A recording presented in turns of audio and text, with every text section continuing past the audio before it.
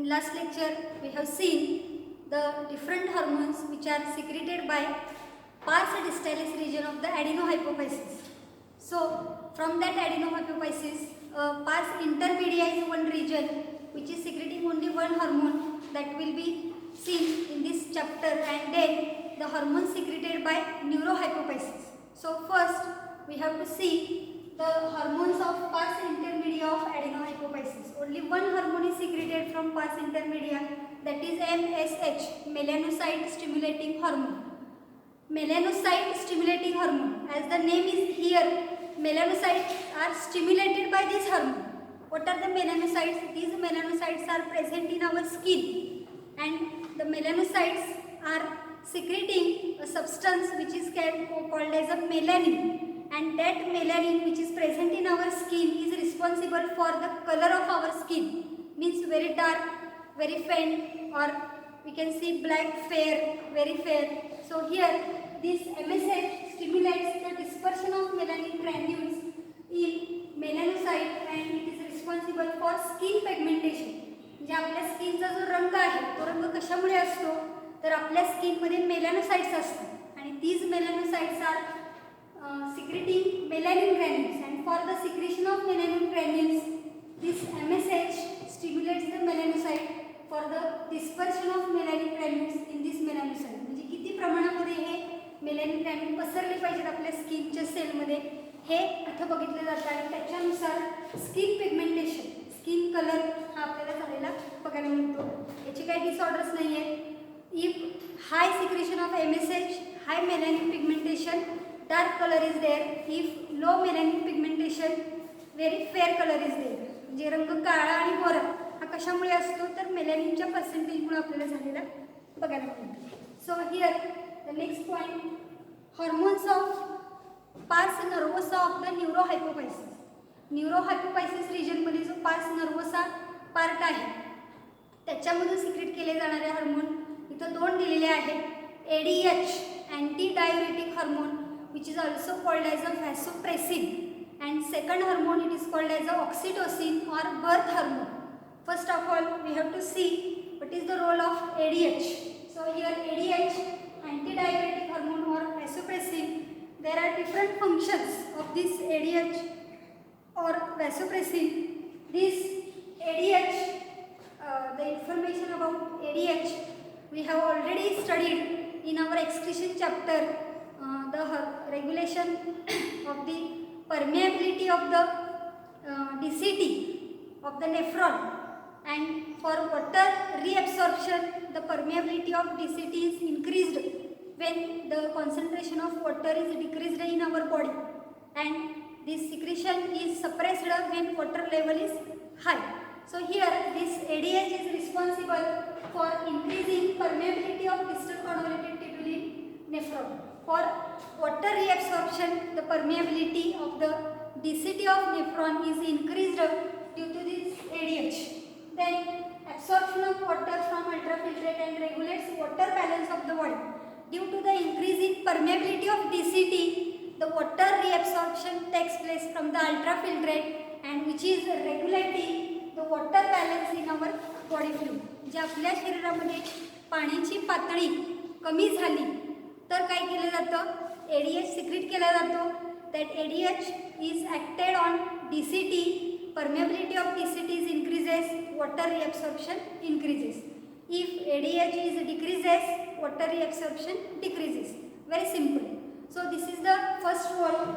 Then second role of this ADH, this ADH is responsible for constriction of arterioles.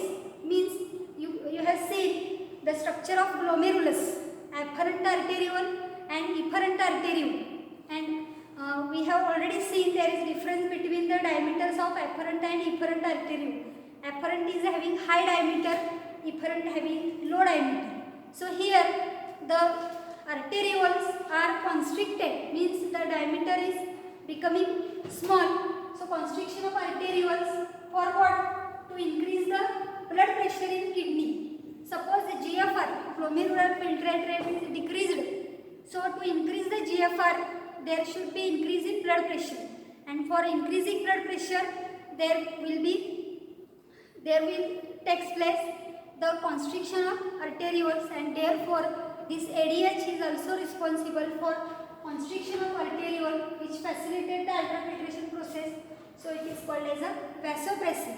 Vaso means vessel, blood vessel, and pressin means pressed. Suppose this is the original diameter, it is getting pressed, so it is called as a vasopressin. So this is the first hormone which is secreted by this neurohypophysis. Now disorders of this ADH, if suppose the hyper secretion occurs of this ADH, what will it affect, or if hyposecretion occurs, what will it affect? So here, if hypersecretion occurs, it shows antidiuresis. Means what? Suppose if hypersecretion of ADH increased, there is more reabsorption of water takes place, and therefore here ADH is more secreted, so here is less urine formation and water retention in the body. So water is more reabsorbed, hence urine formed is very less.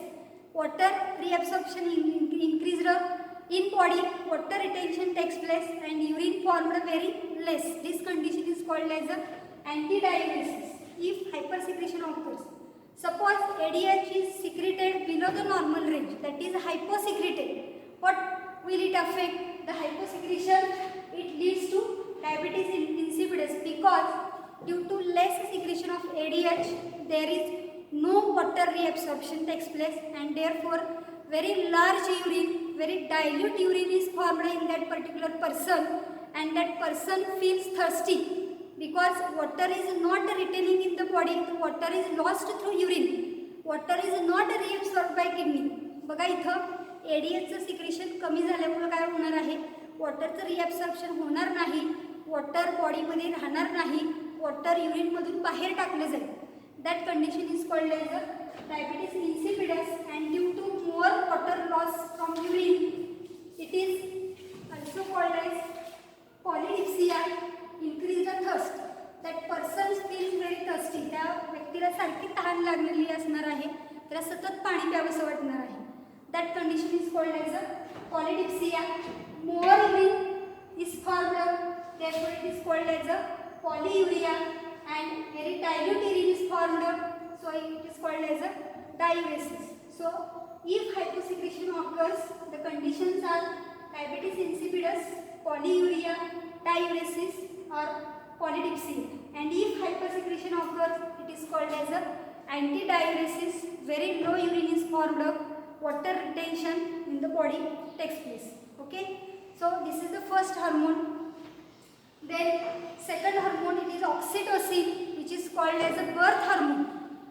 You have to remember this, that this hormone is secreted again only in the female body.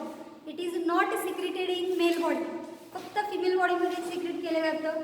This hormone is particularly called as a birth hormone because it is responsible for birth of baby. It is secreted during the delivery of the baby or during the parturition in the female body. This secreted in female large amount during childbirth or parturition. What are the functions? Here we can see. The first function, contraction of uterine myometrium during the parturition. ज्या वेळेला delivery किंवा पार्च्युरेशनचा period आलेला असतो त्यावेळेला त्या female बॉडीमध्ये आपल्याला labour pains म्हणजे पोटात वेदना व्हायला सुरुवात होतात, पोटात कळा यायला सुरुवात होते. म्हणजेच काय होतं त्यावेळेला, so here contraction of uterine myometrium.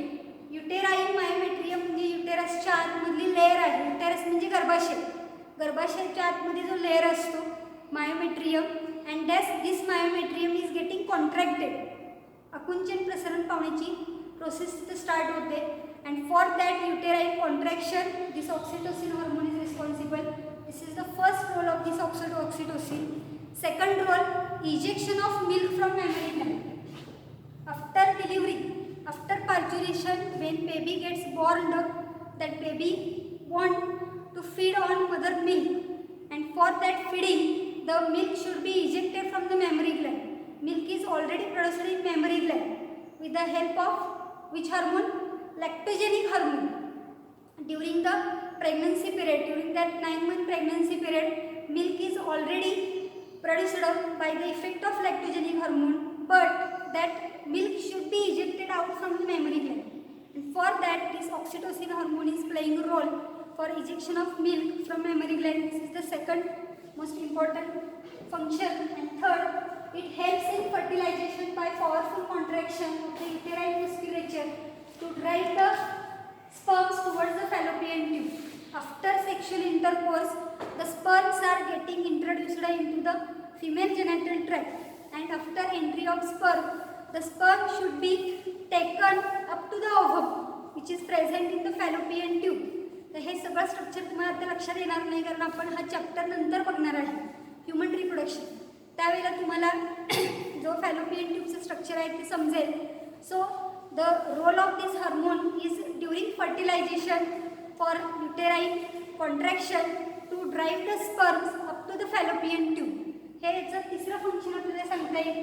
So this oxytocin or birth hormone it is responsible for first the birth of baby, so it is responsible for uterine contraction, second ejection of milk from mammary gland, and for the fertilization process. So here we have completed the different types of hormones which are secreted by pituitary gland. One difference is remaining there.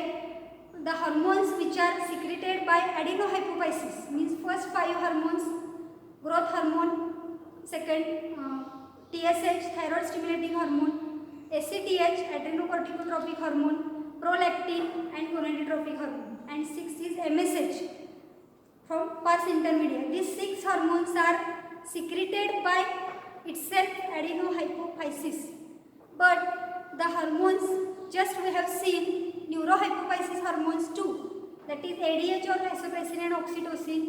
These hormones are not secreted by neurohypophysis. You have to remember this. These 2 hormones are secreted by hypothalamus, which is present above the pituitary gland. And from hypothalamus, these hormones are carried and stored into the neurohypophysis region, that is pars nervosa. And from pars nervosa, they are getting released only. They are not secreted. You have to remember the difference of these hormone secretion. The hormones are secreted in adenohypophysis, but the hormones are not secreted by neurohypophysis. Okay, so this is the first point we have completed. Now we have to see the relationship between the pituitary gland and its relationship with the hypothalamus, which is very much important for the NEET exam. So here the hormones of pituitary gland are originating in the hypothalamic neurons, pass through the axons and released from their nerve endings. These hormones reach the pituitary gland through a portal circulatory system, regulates the functions of anterior pituitary. The posterior pituitary is under the direct neural regulation of the hypothalamus. Just we have seen the point, that is the neurohypophysis, that is posterior lobe of the pituitary gland is direct control under the hypothalamus, but the anterior lobe adenohypophysis, it is not under the direct control of hypothalamus. Here we can see the hormones which are released by hypothalamus are reaching the pituitary gland through hypophyseal portal system, and then these are regulating the functions of anterior pituitary. So this is the relationship. Here in diagram we can see this is the pituitary gland. We have seen in the last lecture the structure of pituitary gland. This is adenohypophysis and this is neurohypophysis. Anterior pituitary, posterior pituitary. Now you can see here this hypophyseal system.